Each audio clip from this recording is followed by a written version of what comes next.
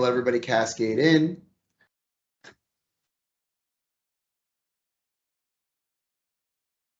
For you guys who are super veteran to Princeton, you'll have been through this training many times before, but I don't think we've done it in a while. And if we have, maybe it was once. And so it's always a good refresher. Every time I teach it, I learn some stuff. What you'll see from the presentation I'm going to show you guys today is it's the one I've done for realtors. And we have this presentation built if you guys wanted to do it for your realtor partners. I think it's an awesome one. But one of the reasons I like to focus on this book is because I think it changed a lot of stuff for me. And I'll give you an example. You know, my background before coming to Princeton was in call centers. I was a call center loan officer, call center manager, built call centers, owned a call center. And when you're doing call center sales, it's a very different kind of sale, because whoever hangs up first, if you hang up or they hang up, you lose, right? And so it's not really relationship building. I mean, sure, you're trying. I mean, and by the way, I did do a very good job. And one of the reasons I was successful with it was I did a good job building relationships and doing some of these go-givery things on the phone with somebody. But make no mistake about it, it wasn't a long-term relationship. It was build a relationship so that they say yes to this thing I'm trying to do with them right now, build some trust. But either they moved forward or they didn't most of the time. Or at least you got through the sales process and then maybe they spent some time making a decision. And that's actually how I approached recruiting loan officers at first too. When I first got into this industry, I'd be like, get somebody on the phone. I'd be like, let me keep them on the phone until I can lock them up. And the answer is people don't change companies in one phone call. I had to learn some of that stuff the hard way. But I was like, man, it works so well for me in the call center. I was the best at converting, internet-based leads to loans. I thought I'd be able to do the same thing with loan officers, but it's a different kind of sale. And it's a different kind of sale for us with your realtors and with your clients in this industry, because where I was in a call center calling people all over the country, you guys are building a reputation in a community. Some of you guys, smaller communities than others, but it's about building a reputation over time in your community. And so when I read The Go-Giver by Bob Berg, it really opened my eyes to the fact that, wow, the people in my life that I admired the most, and I had some very specific visions of people growing up in my town, like some of my friends' dads who everywhere they went, people knew them. Everybody liked them. They knew everybody's name. Everybody knew their name. They were always shaking hands and smiling and walking around. For some reason in my head, they were all these tall guys, whatever it was. At least my friends' dads that were like this around town, and they were always just seemed like people were liking them. And when I read The Go-Giver, it occurred to me these guys were the naturals for this. And it started to change my thought process. Flash forward to 4 or 5 years later, these concepts have infiltrated every aspect of my life. In my personal relationships, I am always searching for ways I can deliver value or make myself more valuable or more somebody that is provide. I want people to think of their relationship with me as one where they're getting more than they give, both in my personal life and in my professional life. I think for you guys who get to work with me here pretty regularly, I think that, you probably feel a lot of that in our interactions, or at least I hope that you do, because it's really important to me. And then it starts to change, and you say, oh, cool, if I'm obsessed with delivering value, I need to go ahead and improve some of my skills along the way so that I can do it. And so I'm going to walk through this with you. I'm going to walk through it with you with the train. I'm going to share my screen. I loved having if you can do it, and I'm going to do it, have this stuff on one screen and everybody's faces on the other. Because, by the way, I continue to believe that one of the real differentiators that we can have as a mortgage company is to continue to build this community of people where we all know each other and see each other and have people to lean on and have people to call. I just saw this big study on employee engagement recently, and one of the big things was if you had a best friend at work, you were much more likely to say that you were really super engaged at your job. Well, I know all of us are kind of operating in silos, but I do know that there's some branch managers who probably never met each other in real life here, who lean on each other and call each other and would consider each other friends. And so as you look around this room, who are the people that you want to build those meaningful relationships with at work, people that you can lean on and build a community with? Let's continue to connect ourselves. And so that means coming to these things, putting your cameras on and doing that stuff. So I'm not doing it because I want to make sure you're paying attention or anything like that. It's totally about us just feeling like we're connected to something bigger than ourselves and not living out on our islands. And so that's why I put so much pressure on everybody for this in the power hours to put our cameras. That's why we have power hour, is so you don't have to feel alone while you're going through this stuff. So I hope that makes sense. And if you guys are interested in more about why I think that community stuff is so important as we go forward, you can certainly reach out. I'd be happy to talk to you about it. So Go Giver, Bob Berg. There's a series of books by Bob Berg called The Go Giver. It's actually one of the first things that I learned when I came to Princeton. The recruiter that initially introduced me to Rich was a big fan of these books, and he gave me a copy of it, and it really hit home with me. And for you guys who haven't read it, it's a very short read, 2.5 hour read. It's basically like one of those cheesy parable books, right? Like, I don't know if you ever like Who Moved My Cheese. It's kind of like that, where you learn the lessons from reading the story. But it's super powerful, and really because it why I think this is so important is once you've mastered this, it takes all of the icky out of prospecting. Right? I think when you talk about, I would never, you talk to somebody in college, I would never go into sales. It's like, why? It's just like, there's so much icky in prospecting, right? Like that's really what it comes down to. It's like, it makes me feel bad, or I don't want to pressure people to do something they don't want to do. This changes that entire narrative. I also don't want to get people to do things they don't want to do. But I also want to be able to prospect. And so the answer is, I always equate it to this. The guy delivering the publisher's clearinghouse check, when he knocks on the door, does not have any anxiety about what the reaction of the person on the other end of the door is. And the reason is because he's delivering a $10 million check, and that person's going to be super excited on the other side of the door. How can you deliver so much value in your interactions with people that them getting to spend time with you is like them getting a $10 million check? I know that's the most extreme example, but maybe it's like it's getting a $100 check, right? You guys all opt to come to this training this morning, conceivably because you think you're going to get a lot of value for the 45 minutes you're giving me, right? I'm delivering that value. That's my obligation. How can you become the person in all of your interactions with people where you become so confident this person just spending time with me is a value add to them? So let's talk about it. Can you guys see this? So Bob Berg, by the way, we spent some time with him, a couple of years back. He was super impressed with the stuff that we were doing, that we were building, and he gave us this quote. The same thing with Jim Collins. We had to spend some time with Jim Collins. He was, sent us signed copies of all of his books and gave us some quotes to say about us. The professionals, people that we admire the most, who have gotten to see what we do, think what we're doing over here is pretty cool. So what's the purpose of prospecting, right? Let's talk about this at a car dealership, right? So how many of you guys have ever had a great experience buying a car? That's some, right? Stands out, right? By the way, because most of the time it's a pretty miserable experience. I'm actually trying to buy a car right now, and I can't even get them to help me. I'm looking for something pretty specific, and they're like, yeah, go call a different dealership. I'm not joking. They send that to me over text message. You should probably just call somebody else. It's like, wow, what an amazing experience. But here's the thing. When you go to the car dealership, even if you go to a dealership and you already know which car you're going to buy, how long are you usually at the dealership? A few hours.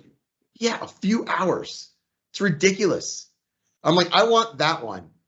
Give me the paperwork and let me get out of here. It should take 15 minutes. It takes 3 hours. But the reason for that is because the longer they keep you there, the more invested in that process you are, and the less likely you are to walk out when you get to the finance guy. Because you don't want to go spend 3 hours somewhere else, right? They're not giving value. The value perceived is the amount of time you've spent there, and so they make that process take longer on purpose, right? You are less likely to go walk out at the end if you don't like something over $10 because you don't want to go through that process again. When we're prospecting here, we want to detach ourselves from the outcome. We want to be able to provide value all the time. The truth is that no one wants to be sold, but people do really like to buy. People work with real estate agents. This is a presentation I made for realtors that they know, like, trust, and are in flow with. The outcome should be to have the other person out in the world who knows you, likes you, and trusts you. So when we do this prospecting thing, it's not a win-loss proposition like in the call center or at the car dealership, right? It's hey, at the end of this conversation, I want this person to go, now I know Mark and I like him. Hard to build trust on that initial 3 to 5 minute phone call, but maybe you can. I think one of the best ways you can build trust is to be posting on social media all the time, be connected with that person. Because by the way, if your whole life is on social media, people will feel like they can trust you because they feel like they know you, right? But I want to connect with somebody in a prospecting call. I want them to know me and I want them to like me. I want to set the building blocks for trust through my 13 by 30s or through my social media. And then I want to continue to be in flow with this person. But people want people that deliver value to them. And so as a loan officer, you have to figure out what is your value proposition both to your realtor partners and to your borrowers.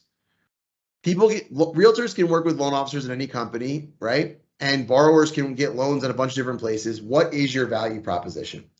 So here are our 5 laws of stratospheric success. Here's the first one. The law of value. Your true worth is determined by how much more you give in value than you take in payment.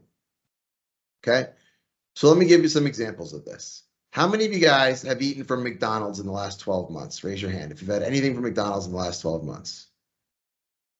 Cool. About half, right? I have not. I haven't eaten McDonald's in about 10 years.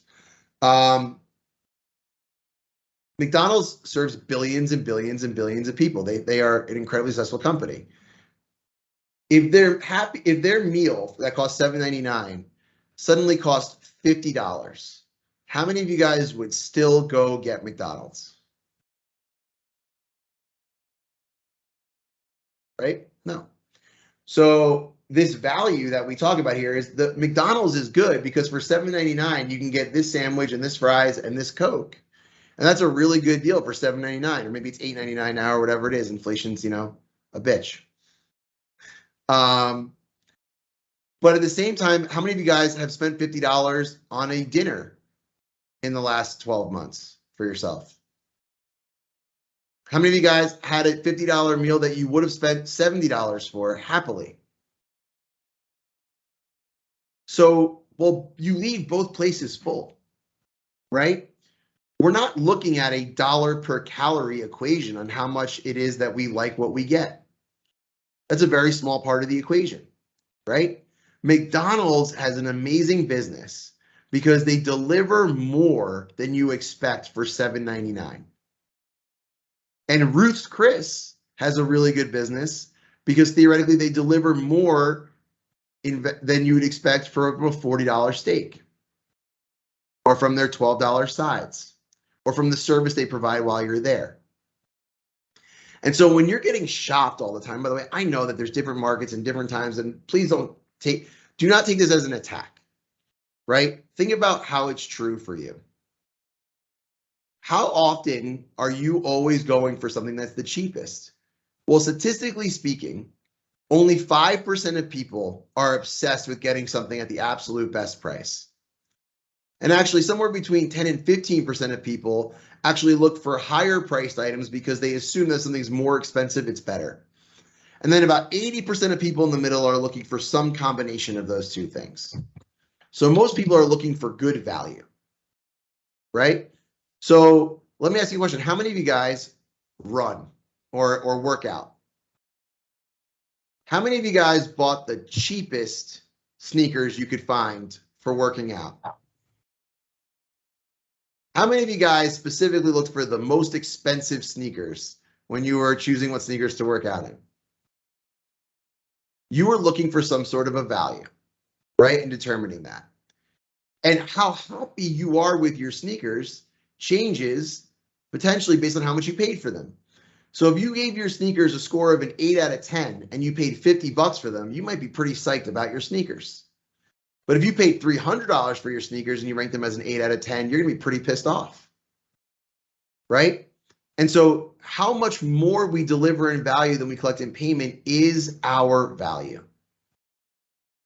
So we're not going to be the cheapest mortgage company. We're also not going to be the most expensive one. But if we can be the absolute best in terms of borrower experience, customer service, making the person feel special, answering their questions, being a great communicator, and have average pricing, then people will be super excited about their experience at Princeton,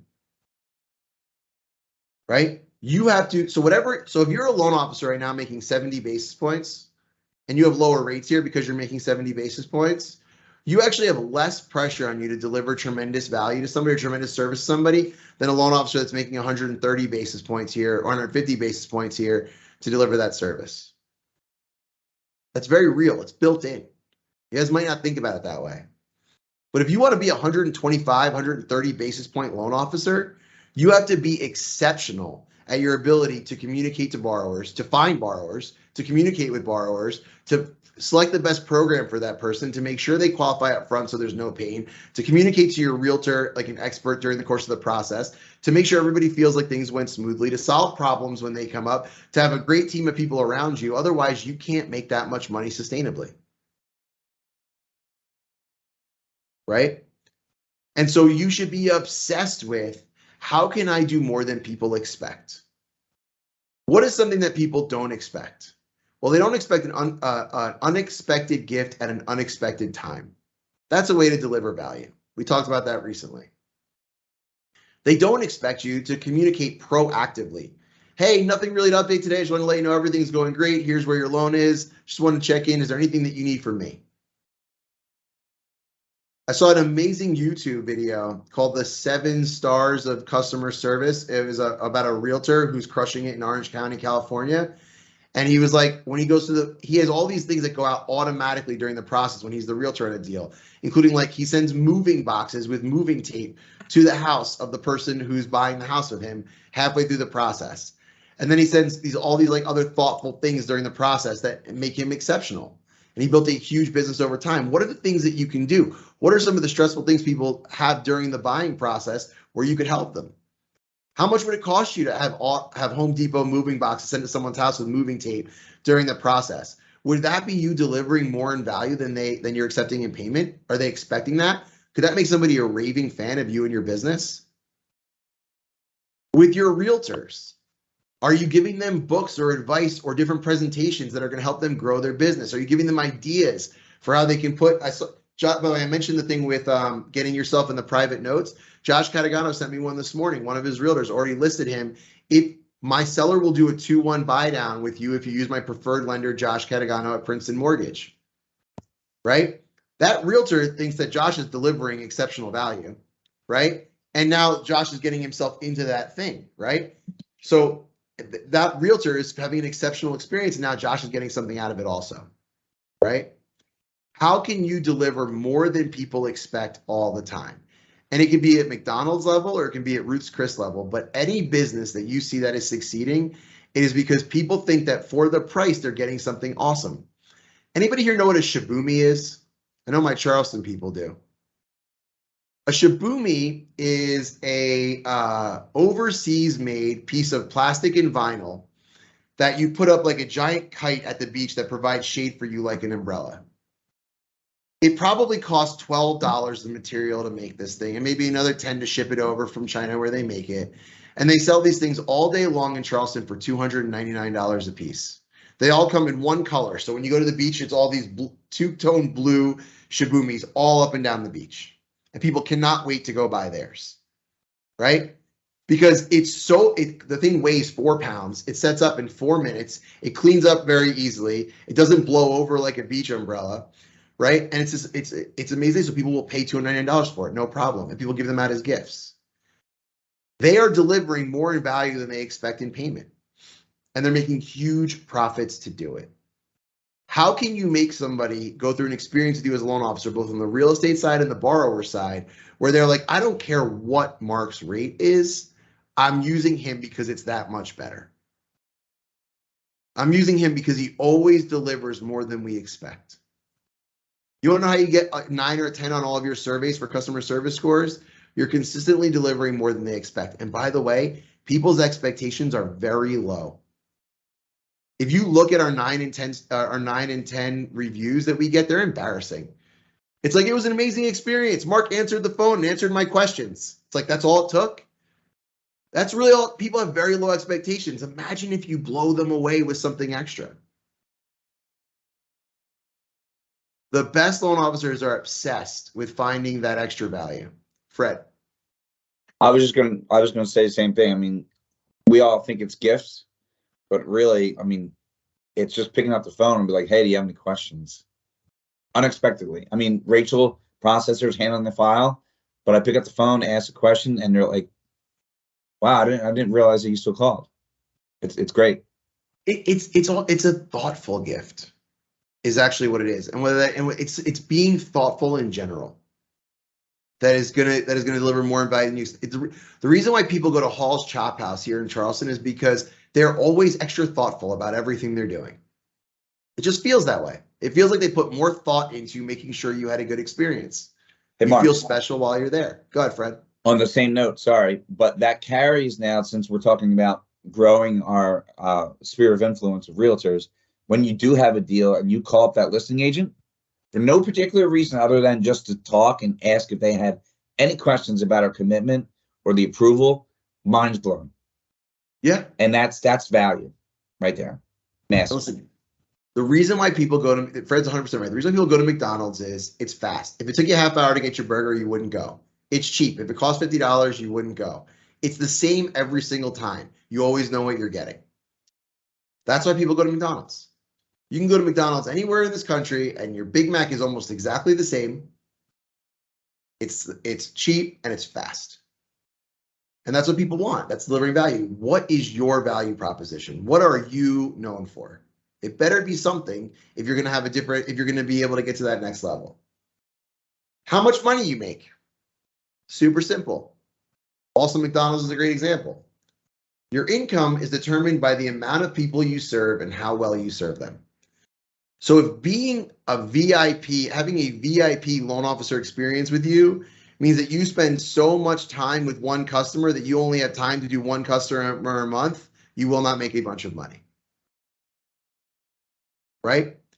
The reason why McDonald's makes a ton of money is because they're doing it for billions of people. If their audience was one person in each area, they wouldn't make any money. They'd be out of business, right?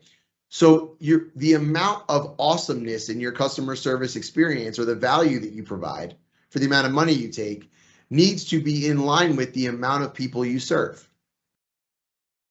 One of my favorite examples of this is LeBron James. Does LeBron James make a lot of money from each fan? I'm a fan of LeBron James. Does LeBron make money for me? I watch the games. People pay to advertise on those games. That money goes into the minimums and maximum salary cap that the NBA has to spend on its players. And then that determines the maximum compensation for a player in the league that LeBron gets. But he's getting a tiny, tiny bit from me. But LeBron serves 100 million people who watch his games. And so he only has to make $1 from each one of those people every year in terms of them watching the games in order to make that work. He's serving a huge amount of people. He's selling out arenas, 40,000 seat arenas, 82 nights a year. He's serving a ton of people, right? Now, conversely, if you're Ferrari and you have huge profit margins because you deliver a ridiculously awesome product, you may only have to sell 4,000 cars a year to make the same amount of profit as a company that is to sell 40,000 or 400,000 cars a year if they're doing it at low profit margins in the McDonald's sense. Okay? But you need to know what your brand is. Because if you're delivering a McDonald's quality product and you're trying to make Ruth's Chris profit margins per customer, that's not going to work. And so the mortgage industry, part of this is kind of built in for us. But I'll say this to you too. You know, Fred sent me the numbers for a loan officer that's doing 50 or 60 transactions a month purchase side right now. The amount of money he has to make from each deal on that is less, so he can build a team of people to do that work, right? Understanding the value that you're bringing and the amount of people that you want to bring it to is important to knowing what you want your business to look like as a loan officer, branch manager, whatever it is that you're trying to build. So your law of value, right, is how much you deliver more than you accept in payment, right? Some lawyers can charge $300 an hour. Some lawyers can charge $1,000 an hour. The difference is how good a lawyer are they? And by the way, do people feel like they got a deal even when they went with a $1,000 an hour lawyer? This is true of any business. You can use your imaginations. How many people that person can be a lawyer for is critically important. And by the way, as a loan officer to a certain extent, and as a lawyer, right, you only have so many hours that you can give away. So as you get more business, you need to figure out how to use your hours at scale, right? Or you need to start making more money from each client. You need to figure out how those things are going to go. Same thing with the people who cut my hair. for the last year and a half, I'm like, guys, if I miss my appointment, I literally can't get another appointment until my next appointment. You're not charging enough. And they're like, what do you mean? I'm like, if you're booked out for a month, you're not charging enough. And like, they couldn't get it. And finally, I was like, do me a favor, raise your prices $10 per haircut and see if anything changes. Nothing changed. That's pure profit going into their pocket. But they couldn't figure this out, right? You have there's only so many chairs for barbers in this store, and you guys are all booked for a month. You need to raise the price, right? I would rather pay $20 more and be able to miss my haircut and get another one tomorrow, right? You know what I mean? And I can't do that here. And so just think about how that value, that compensation. Questions about either of these first two laws? So here's my favorite one. By the way, this is a quote from Jeff Bezos. We're not competitor obsessed, we're customer obsessed. We start with what the customer needs and we work backwards, right? You know what I start with here? What do my loan officers need? And I work backwards from there. You guys are my customers. What do my loan officers need to work backwards from there? Jeff Bezos doing the same thing, right? I'm not worried about other mortgage companies and what they're delivering. I'm worried about what you guys tell me you want, and I'm making sure that we deliver it. The law of influence. And by the way, we live in an influencer society. And I was listening to something really cool about this yesterday. They said back in the 1970s and 1980s, everybody was looking for experts because they had limited access to information, right? Maybe you had an encyclopedia or your friend had an encyclopedia. You know, you got the newspaper, whatever, but like you couldn't just go look something up. You had to go to the library if you wanted to learn about something. It was really hard to get information. And so expertise, right, was really important. You wanted to go to somebody who was an expert. Now we have all the information at our fingertips. The problem with that is we have so much information, we don't know who to listen to. And so what we're constantly determining is who or what voices should we be listening to and which ones should we filter out and ignoring. And we are really bad at this as people. This is a relatively new problem in human evolution. And so we are constantly looking for people that we can trust, right? Your influence is determined by how abundantly you place other people's interests first. This is more important in 2022 than it has ever been. If you guys felt like every time you came to training, I was doing it because I wanted to make more money specifically by getting you guys to do more loans for me, and it was self-serving for me and the company, you would be less interested in what I was doing in training. I have to very intrinsically be focused on how I can help you get to your goals to keep getting you to show up and have influence over you.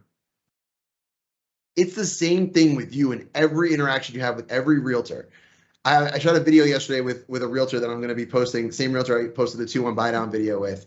And I said, how often do you get phone calls from loan officers you don't know? She said, maybe 3 times a year. So by the way, whatever stories you're telling yourself about, like these realtors are getting 1 million phone calls, this woman is a top realtor here in Charleston. She is all over social media. Everybody knows her. She gets 3 phone calls a year from loan officers she doesn't know. I said, are they trying to build a relationship with you? She said, no, they're immediately asking me. They usually lead with, send me your shittiest deal so I can show you what I can do. Right? So they're immediately asking for something, or can we get coffee? There's no attempt to get to know her, build a relationship, or anything else, right? The person on that phone call is immediately putting their interests above hers. What does that do? It pushes people away. She's like, then I asked her, I said, I've known you to work with 3 different loan officers since I met you. How did those people approach you? This was what blew my mind. She said, all 3 of them, I reached out to them. I said, what do you mean? She said, I saw what they were doing either for my friends or on social media, and I was interested in learning more about them, and I reached out to them. That's where we're at right now with information and influence. The 3 loan officers that she's worked with were influencers because they were creating an environment where it appeared that they were putting realtors' interests above their own, and she was attracted to them and drawn in. Now, that doesn't mean we shouldn't be reaching out, right? We just shouldn't be reaching out the way that everybody else is reaching out, which is asking for something. If your prospecting feels icky, it's because you're not genuinely putting the other person's interest before your own. Talked to a loan officer yesterday. He goes, I have no idea if Princeton's the right place for me. I go, I have no idea either. That seemed to really relax him when I was talking to him. I was like, I'm not going to try to convince you to come here just because you have production. I'm only going to try to convince you to come here if I think it's the best thing for you once I get to know you. I'm not interested in changing companies sucks, right? It's only worth it if we're the right place for you, right? I'm always trying to put their interest above mine. Always. Right? And by the way, here's how I've been able to do that. And it's not like an act for me. At first, maybe it kind of was like, I'm going to do this way. But it very quickly became something that was super genuine to me, because the answer is I truly believe that if I do this, I'll make all the money I ever need. And I'll enjoy my life much better. I don't think about it, what's in it for me when I'm helping a realtor here in Charleston with their business. I don't think about, I do a bunch of coaching for friends and people I know outside of the mortgage industry. There's nothing in it for me other than helping those people get to where they want to go. I know that if I continue to help as many people as I can, and I'm putting their interests above my own, that when I need something, what I need will find me. And so if you think back to the people that seem to, you know these people in your life who always have enough business and they seem to be kind of walking on a cloud. Right? Everything's just kind of fine. They're magnets for opportunity. They're magnets for business. It's because they're walking through life thinking about, how can I provide more value than I collect in payment? How can I do that for as many people as possible? And how abundantly can I put other people's interests above my own so that they trust me? I've had some loan officers who work here, some of them joined this year, where for 6 months, there was this rub all the time. And I couldn't really figure out what it was, but really what it came down to is that person didn't believe yet that their experiences in life had taught them that nobody had their interest above their own. Nobody was looking out for them over themselves. And so I would do something for this person and they would be skeptical or why'd you do that? Immediately think about how it could harm them in some way. And I was I'm like, I'd be whoa, we got to build some trust here. Everything I'm doing is for you. Right? But it takes a long time to build that trust if someone's used to relationships that aren't like that. Once someone trusts you, your influence over them is tremendous, right? It takes a long time to build trust. It takes one day to ruin it. It takes a long time to build trust. And so you want to be going out of your way all the time to let everybody know that even when there's nothing in it for you, you're there to help them. How do you do that? Okay. Again, I'll send you out that YouTube video I talked about, that 7-star service. I think it was really good. He saw a client of his who was like, hey, is anybody around to help me move this couch? Okay. And it was a past client. And he was and right in the comments on that person's thing, he calls his handyman, by the way, because he's a realtor. He knows all the handyman. He goes, hey, if I give you $100, will you go help this guy move this couch? The guy's like, no problem. Puts right in the comments on Facebook, hey, I got my guy coming out there to help you at 8 a.m. tomorrow to move the couch. All of a sudden, it's wow, he delivered something amazing to a past client. He did it in a public forum now, so everybody else sees how awesome this guy is, right? It's free marketing. You're in this guy's comments on Facebook getting this couch thing done. But again, there's nothing in it for him. So he's building trust with that person because he's just doing this out of the kindness of his heart, right? He's putting that other person's interest above his own. Questions about this one?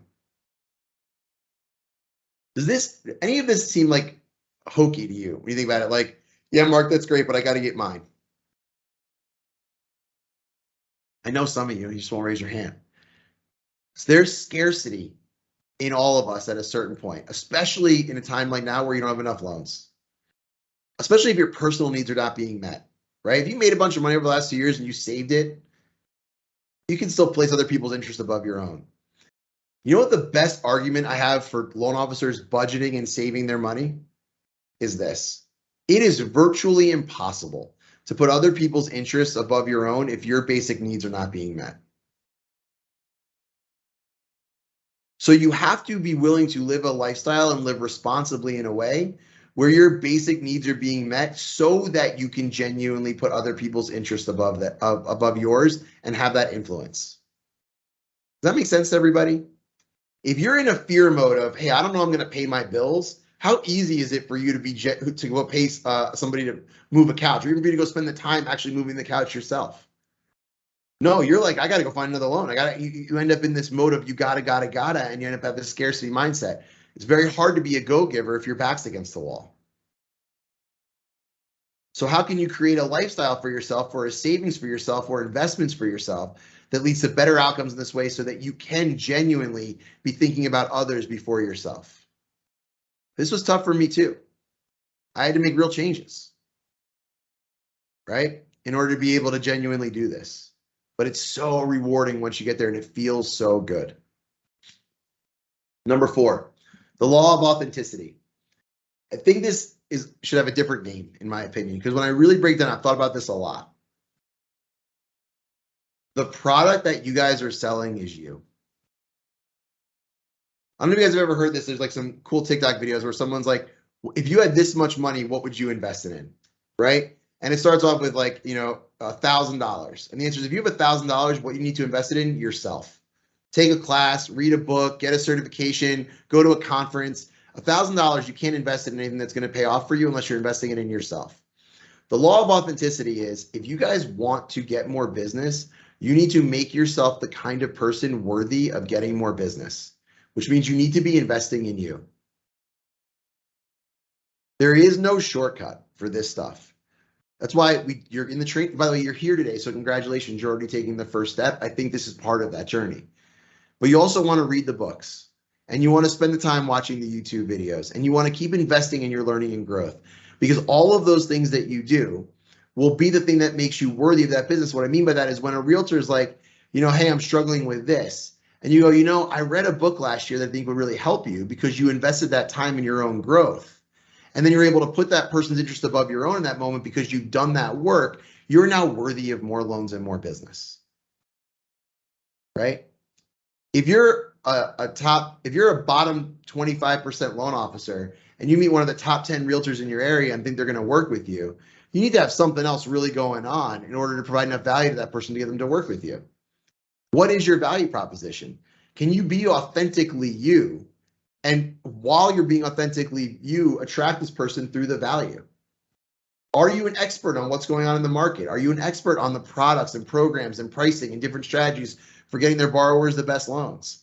Are you the most well-connected? Do you know insurance agents and the handyman guy and the photography guy and the drone guy in your area that you can connect with realtors to help those people get more business or better deals? Another thing that 7-star realtor guy said, he's like, by the way, after they close, I send them to my favorite restaurant in town where they never even get the bill. And he goes, you think all this stuff sounds really expensive that I do, and the handyman stuff, but the handyman goes out and does that work super cheap, because now I'm giving that handyman a chance to earn that person's business forever. I also send my landscaper out there and I make sure everything is trimmed and mowed and the landscaping looks great. But the landscaper gives me a really good deal, because now that landscaper has the opportunity to earn that person's business in their new house forever. And I do the same thing with the restaurant. I get that person a discount at the restaurant. I get a discount there because then that person knows I'm introducing this person that just moved to town to their new restaurant, right? And then someone always asks the guy, he goes, well, what if they order a $500 bottle of wine? He goes, well, then that person's a jerk. And so I'm not worried. I'm not going to let that get in the way of me being a go-giver, right? So authentically, you need to be the person. You need to have all those relationships, do all that work to be authentic and to continue to deliver value. You cannot fake it. You need to become the person worthy of working with that top 10 realtor and putting that work in. It takes time. That's okay. It's part of the journey. The last law of the go-giver, the law of receptivity. It's wonderful to deliver more in value than you accept in payment. And it's wonderful to do that for lots of people. And your influence will be determined by how much you put other people's interests before your own, right? And we want to be authentically us, and we want to do the work on ourselves to deliver value. After all of that, you have to be open to receiving. This is actually really hard for me. It's hard for some of you guys too. Some of you guys, I have a realtor friend of mine, super successful realtor. I asked her how much money she made this year. And I'm like, that doesn't sound right to me because you did all that business. She's like, well, I keep giving people discounts. I'm like, why? She's like, I don't know. I feel obligated. I feel guilty. She has like feelings about her own self-worth in this stuff. She is awesome as a realtor. She deserves all of the compensation she's getting. She has to be open to receiving. I'm the kind of person, when I'm going out, I love to be able to buy drinks. If someone tries to buy me dinner or drinks, I don't do this anymore. I bite my tongue now. But I used to get like mad at people for trying to buy me stuff. I wasn't open to giving. And they'd be like, dude, Mark, you gave me so much value. I can buy you this drink. I can buy you dinner. I used to fight people on it all the time. I wasn't open to receiving. In order for this all to work properly, in order for you to be a genuine go-giver, when the time comes, you need to know your value and be willing to receive.